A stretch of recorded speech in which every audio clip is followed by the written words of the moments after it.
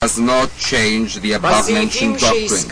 The paragraphs which I mentioned discuss the problem of the criminal responsibility of two soldiers who had been present at a place where the crime had been committed by other soldiers. The military court of appeals acquitted them of having committed an offense by virtue of this presence, having believed that their presence at this place was by virtue of compliance with a legal order, and it was not true that they had any share whatsoever in the offense. Under such circumstances, the presence of these people alone at the place where a crime was committed by others does not suffice to find a criminal conspiracy or complicity in a crime. In other words, as long as soldiers act upon a legal order, one cannot maintain that they were partners in a criminal conspiracy. However, from the judgment itself it transpires very clearly that if those same soldiers had been present on that spot by virtue and upon complying with an illegal order, an order which was prima facie illegal, then they too would have been considered accomplices to the crime. Therefore, the Kafir judgment not only that it does not aid the accused, but rather its conclusions support the general principles which I have enumerated. We shall have a 20-minute break.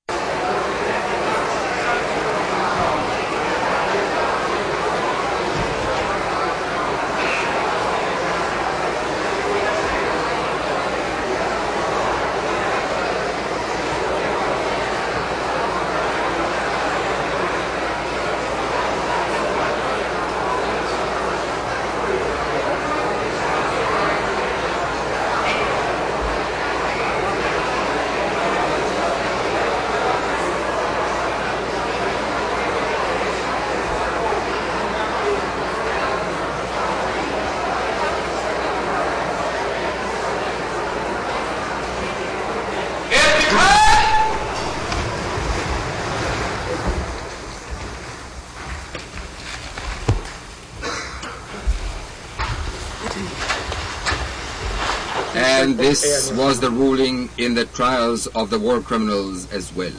Even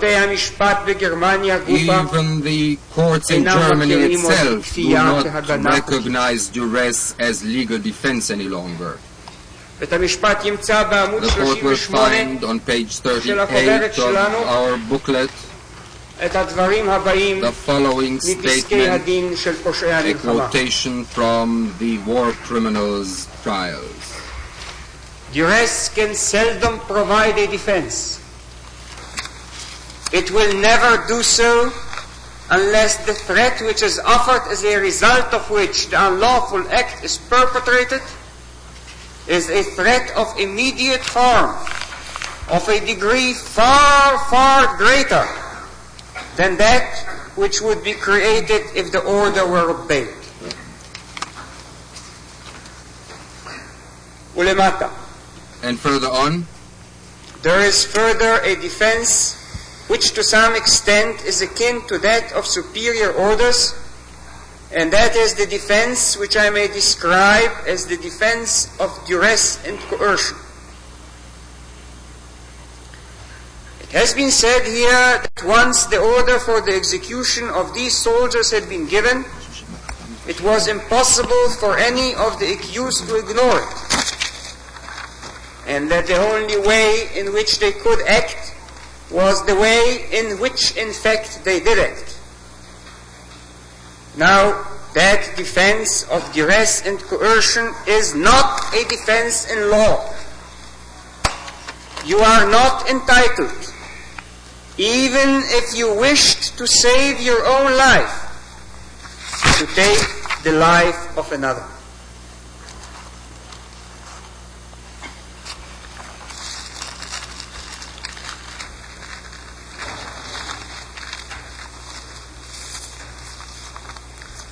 בית המשפט הגרמני של אולם, the German court in the city of Ulm, whose long and detailed opinion I have read out here and I quoted from in my preliminary pleading, follows the rulings of the German superior courts and quotes, and I have the following quotation.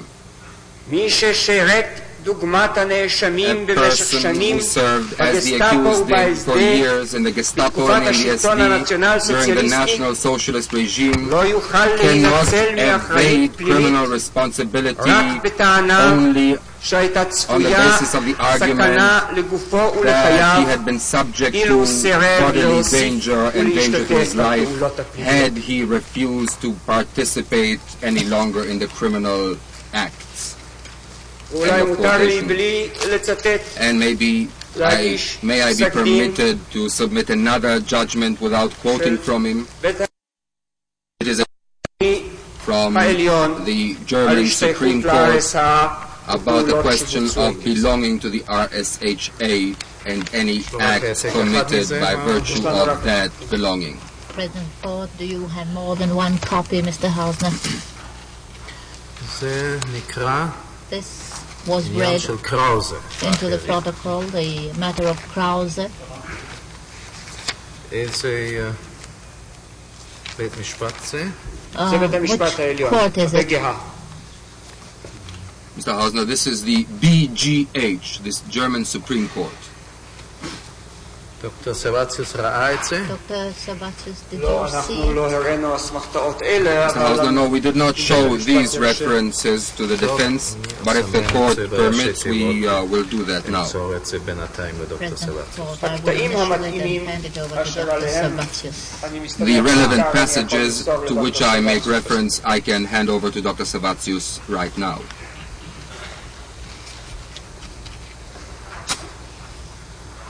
טוב.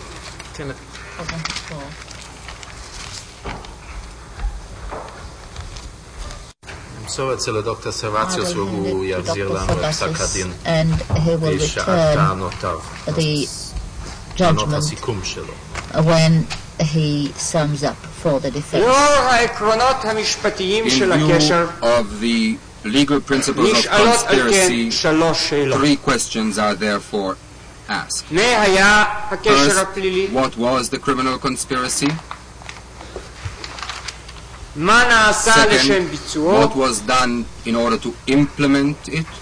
And third, what was Adolf Eichmann's place in this abysmal plot of horrors. The desire to cast the Jews out of Europe was transformed in 1940 into the Madagascar plan. I would not single out this plan here for discussion here, were it not for the fact that the accused wanted to draw credit from this plan and to point to it as well as an experiment by himself to seek an alleged positive solution for the Jewish problem and to give the Jews, in his words, firm soil under their feet. In Vienna still, as we saw from his letter and as we have shown in the document, he had considered the matter in his office. At that time already, he had in fact planned extermination by deportation to Madagascar. One can believe that it was the Stürmer and no other source which served as a source of inspiration for this plan. Incidentally, I have studied Adolf Böhm's book, and I have not found a trace of any Madagascar plan. And one must remember that we have to judge Eikman when he planned the concentration of Jews in Madagascar, not in view of subsequent developments, not in view of the physical extermination which had not yet come up then, but in the light of pre-war reality, and of reality before the order for physical extermination had gone out.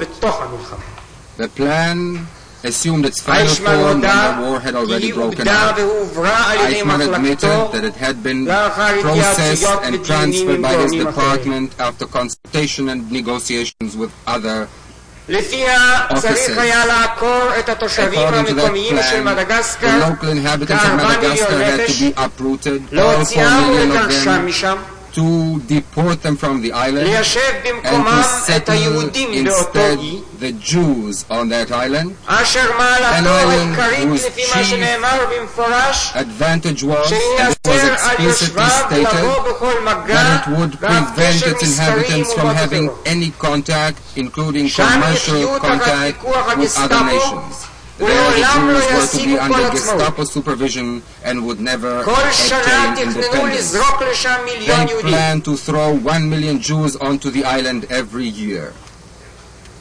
When one studies this plan of horrors, which came from Eikman, we'll find out that the main design was to gain control over the Jews, to seize them and dump them on this island, banish them to a land of doom where they will be completely cut off from the rest of the world. And whether the Jews would manage to survive on the island or not, this was not at all important from Eichmann's point of view. He was questioned about the plan, and the court will find his reaction in the transcript. Its cruelty, its lack of any consideration for the value of human lives, the fact that it was full of hostility for the Jews, and that it was drawn up without any regard for the rights of the people of Madagascar. This plan was not much better from a plan of total extermination. A person who was capable of drawing up such a plan, recommending it and struggling for it, certainly did not find it difficult to go over to the next stage of the criminal conspiracy. But it is impudent, it is brazen cheek to recall this plot in the same breath with Theodor Herzl and the Zionist movement. It is possible But Ackman was furious that his plans were not accepted. He expected that his name will once again be connected, as happened at the ministers' meeting of the 12th of November 1938, and the practical solution of getting rid of the Jews, when as a veteran National Socialist he had to strive for this aim. Maybe he played about with this idea that he and not Heydrich will become the Commissar for Jewish Affairs, where his plan followed. In any case, instead of Madagascar, the extermination plan Aykman admits that he knew about this plan when it was in its first stages in the summer of 41, and that he had an active part in the implementation of this plan. He tried, as said, to convince the court that by lack of choice he had to do this job. And although, as I said, as far as his conviction is concerned, there is no difference if the killing is done because of the lust of blood or out of pessimism, as Aykman defined his attitude and his state of mind in connection with the final solution. But from the point of view of evaluating the man itself, the kind of person he tried to draw to the court, the herd of helpers and aiders who helped him in this bloody job, and to appreciate Nazi Germany, this is of importance. He did voice the truth, and this also is evident from a certain quotation of the Zassen document, about which he was questioned twice. And these are the words. Aykman to Zassen. And this is how it happened with the Jews. When I was given the order, not being prepared, exactly as a baby, to act against a guest by the host nation, I had my thoughts within my heart. And when I realized that this was necessary, I implemented this with the same fanaticism as a man would expect of himself as a veteran National Socialist who was expected to obey and do so by his superiors. And no doubt they saw in me the suitable man for the job. This I say today, in the year 1957, to my own detriment. I could have simplified matters. I could have said,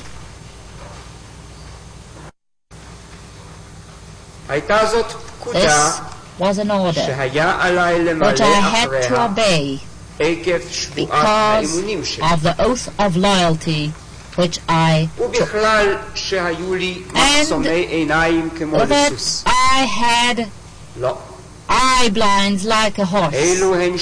No, all this is nonsense and cheap excuses. I cannot be responsible for such an excuse to my inner morals. Therefore, I must declare openly and clearly that I have endeavored, after implementing the first orders blindly without thinking, I later endeavored to enter into the matter.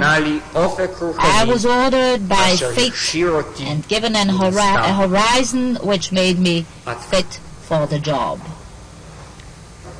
When I asked him, this is the end of the quotation, when I asked him for the first time if this is what he said, he denied and said that this was impossible, this must be forgery and distortion. But even his own counsel when reading out to him a part of the Sasson document. When he was cross-examined, the accused admitted that he did say so as recorded and that they are correct.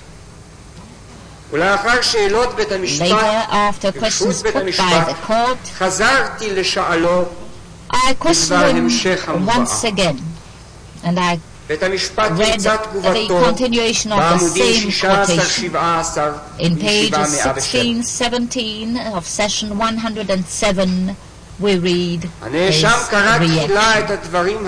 First, he read the following quotation taken from his own mouth. I am the kind of people who think I can do a job blindly, then I do it without any joy.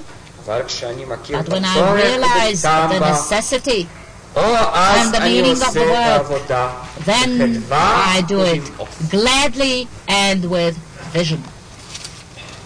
He answered and admitted when cross-examined that he did say so, and this was the truth. But he connected this with his work in Vienna. And then I asked him to go on reading the very same things he denied completely when he was cross-examined. Was a continuation of a quotation read to him by his own counsel. Then he answered my questions and said that he did say so, that they were correct, but this refers to his first period of activity. But when he was asked again, who was this guest nation against whom he was supposed to act, he answered that these were the Jews. Admitted that the host which must free him of its Jews, that is Europe. Throwing the Jews out of Europe, this Adolf Eichmann did according to his own words with joy and vision. Do we need further proof in regard to his own attitude? His own will, his complete identification with this plan. It will do if the whole quotation is studied in the Sasson document as read to the accused for the first time, and it becomes clear and evident that all these words were referring to the future when he dealt with the general extermination. If the court will kindly read the quotation, it is in the court record. Aייכמן appears as the man for the job, not blindly, not without a will of his own, but out of devotion to this plan. And then one more quotation from the Sasson document, and I quote, I was not an ordinary man receiving orders. Had I been such a man, I would have been a fool. I thought when I acted, I was an idealist. This is the end of the quotation. The devil himself claims to have ideals. Rudolf Hess writes in his autobiography that he tried more than once to study this man Aייכman and to find a way of knowing his inner personality. Aייכman revealed fanaticism extremely to exterminate Jews and convinced Hess, the commander of Auschwitz, that any compromise will rebound in the future. הרוצח הישיר של the המיליונים, direct murderer of מעיד על עצמו, millions, testifies כי שיחותיו עם that אייכמן his נתנו לו עידוד conversations with 44 in Budapest. לשברון ליבה של האומה היהודית. To the eternal grief of the Jewish nation, שפצעה יהיה שותת דם whose לדורות, wound will bleed for generations, ולדיראון עולם למרצחים, for eternal לקרפת shame הדור to שעמד the מנגד, murderers, לא נע ולא זע and the בהרצת עם, shame of the generation which stood inactive and did not move when an entire nation was murdered. These were effective means. כך העיד פרופסור At סלו least 6 ברון million Jews לאחר were שבדק את כל annihilated. המקורות ההיסטוריים. This was the testimony of Professor Salo הוא Baron, אף ניתח ניתוח who analyzed היסטורי all the וסוציאלי historical את מהותם sources. של הקיבוצים He היהודים also שנכרתו מארץ החיים, analyzed a historical and ומסקנתו, sociological analysis, the nature of these Jewish communities which are no longer alive. They were the heart of the nation. עצת האימים להשמיד את אלה, the ועל ידי כך attempt להביא to לכיליון היהדות exterminate them כולה, and to bring the Jews to לא the הייתה threshold מגילת of destruction. Of הם התכוונו destruction להשמדת was העם. not only what they planned the destruction of the entire nation. למספר זה של קורבנות And the יש גם number, ראיות אחרות.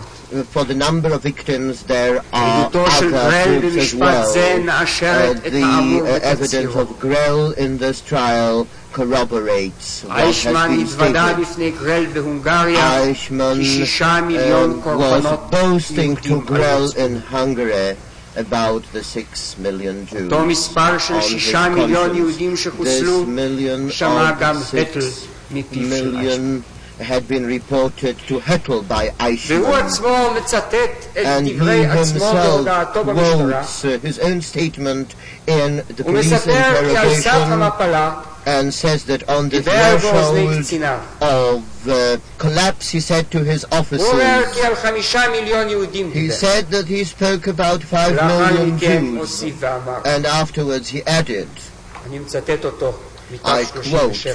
אין אני T37, סטטיסטיקאי, I'm not a statistician, חישבתי הדברים בקווים גסים, I calculated these ואמרתי things בליבי roughly and I said to ש6 myself מיליון that בערך 6 million Jews roughly had been killed. אם לצרף את מספרי המושמדים על ידי האיינזצגרופן, If we מספרי add הקורבנות של the מחנות המוות, victims of ובכלל זה של Einsatzgruppen אושוויץ, על פי and עדויות הס, ועל פי הדוחות הפולניים, of the concentration camps אנו on the מגיעים basis למספר גדול of Hess evidence, we can reach considerably larger figures. תשובה לשאלות בית המשפט They אמר אייכמן in reply to the court questions, Eichmann said that in בקשר 1944, לעסקה המפורסמת דם תמורת סחורה, in connection with the business נראה לו goods שנותרו בחיים against מכל blood, יהדות he אירופה said that he believed בין 800,000 that עד about מיליון וחצי. 800,000 to 1 million Jews had survived in Europe. בניתוח This is what he המספרים, said himself in the זה analysis מביא of לתוצאה העולה the בהרבה figures. על 6 מיליון. We could see that the result surpassed the 6 אף המחתרת million. היהודית בפולין The בקרוז Jewish כל ממעמקים underground in Poland הגיעה בשנת 1944, in דהיינו לפני 1944, השמדת יהדות הונגריה, that means say before the ולפני extermination חיסול מאות of אלפים the Jews נוספים in שנותרו עוד לפליטה, Hungary, and before במספר the של 5 finishing מיליון touches to the extermination, we could see in this period already 5 million. President of course. Incidentally, I think we still do not have a translation of this pamphlet of the Jewish underground in Poland, De Profundis. Could you check that, sir? זהו אפוא קציר הדמים, This is the blood harvest which has no parallel in history in its cruelty, and this is not known in the annals of עתה לא history. נותר אלא לקבוע את מקומו המדויק And של now we אדולף have אייכמן only to determine the באותה exact תמונת place הזוועות. of Adolf Eichmann in this march of horrors. What was his position then? מעין דיקטפון משוכלל, Was he just a very אמנם כזה perfect הפועל בלב dictator? שלם ובנפש חפצה, אבל בכל זאת רק צינור ביניים, מתוכו שמרו הממונים עליו את תמציות התיקים ולתוכו הכתיבו הוראות, כפי שהוא אומר, have to take down notes which were dictated to him, או עמוד תווך במפעל or was he the very pillar in the center of the office which was the office of הגנתו של אייכמן בעניין זה סותרת את עצמה, what Eichmann says in this respect is most contradictory. His statement is a jumble of contradictions which run counter to all the mass of evidence and show quite clearly that if what he said was true, it would be absolutely impossible for any military apparatus to set up this work through his instrumentality. ולהמעיט את דמותה של המחלקה 4 עד כדי צמצומה לממדים של נקודה מיקרוסקופית שכמעט אינה נגלית לה. ובמקומה באו קורי עכביש סבוכים של קווים חיצים נתיבי פיקוד ודרכי השפעה. תרשימים שאינם עומדים אפילו בפני ביקורת שטחית. אין מערך פיקודי בעולם שיכול היה לפעול בדרך שתיארה אדולף אייכמן. No office could have been run the way Adolf Eichmann is trying to persuade us. וזאת עלינו להגיד על הנאצים. And we must say one thing about the Nazis. They were not inefficient. בכדי לנער מעצמו ולגולל על אחרים את האשמה הנוראה, הוא משפיל עצמו. And shower it on somebody else, he humiliates himself. He says himself that he was never worthy of the position he had.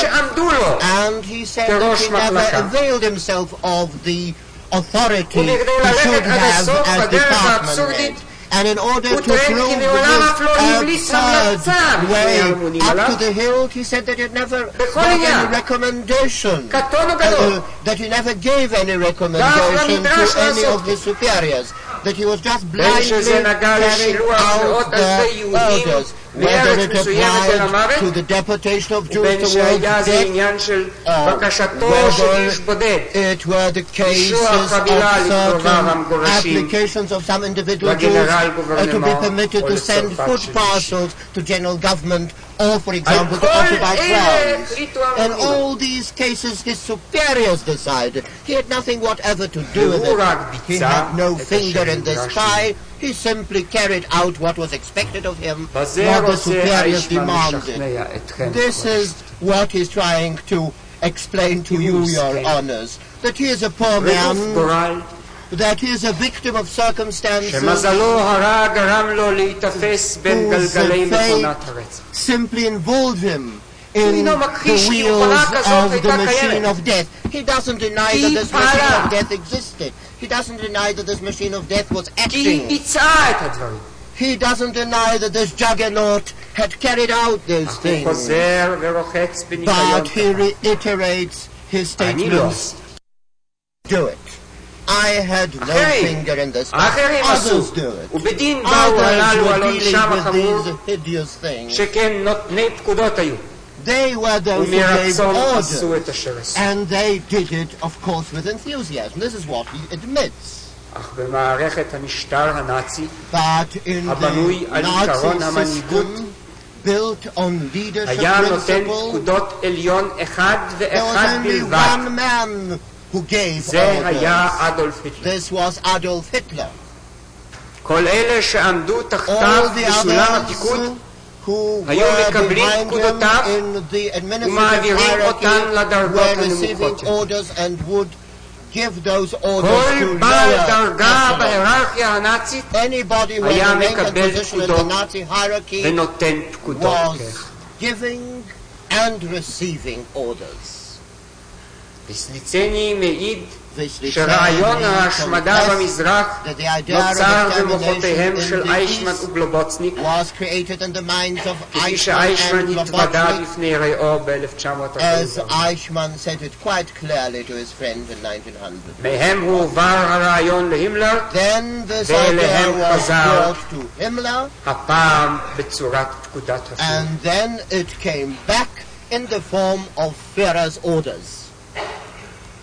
אין לי ספק שאייכמן לא נתן את הפקודה הראשונה הכוללת על השמדת היהודים. כמו שאין לי ספק שראש המטה של הצבא הגרמני לא מיוזמתו פקד על כניסת גרמניה למלחמת העולם השנייה. כזו כן זו הגיעו הפקודות מאדולף היטלר, ועברו דרך כל שלבי הביניים עד אחרון ממלאי התפקיד. לאייכמן היה אפוא לפי הודעת עצמו מקום בשרשרת זאת, שכן הסדיר וערך לדבריו את הובלת היהודים אל המחנות בידיעה גמורה כי שם הושמדו. כבר בכך מודה אייכמן בחלקו הפשעים המפורטים בששת פרטי האישה, ולשם ביסוס הרשעה בלבד לפי פרטים אלה מספיקה הודעה זאת. אך אומנם היה זה כל חלקו בפשע מול גרסת הנקודה המיקרוסקופית שאין לה סמוכין אלא בהבל פיו, וכשהוא טוען ביחד עם זאת כי לפי אמונתו מותר לנאשם לשקר להגנתו,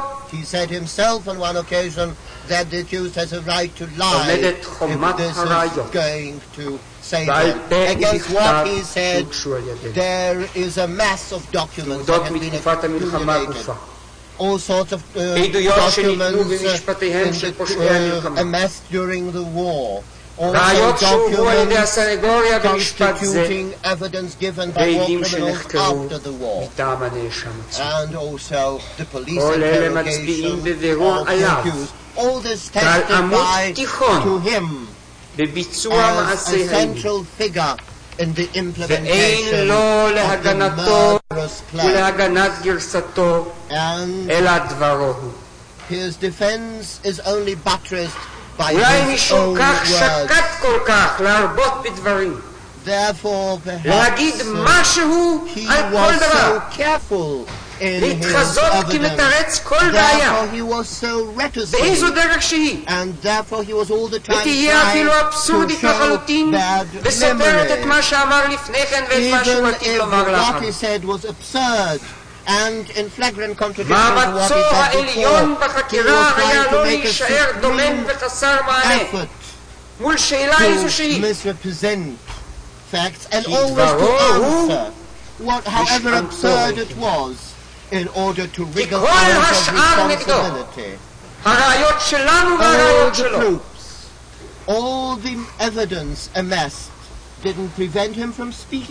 משום כך חרד כל כך שהותח בפניו מסמך, כי שם דיבר אייכמן על אייכמן ושם לעל את הדברים אשר הוא ניסה להציג בבית המשפט.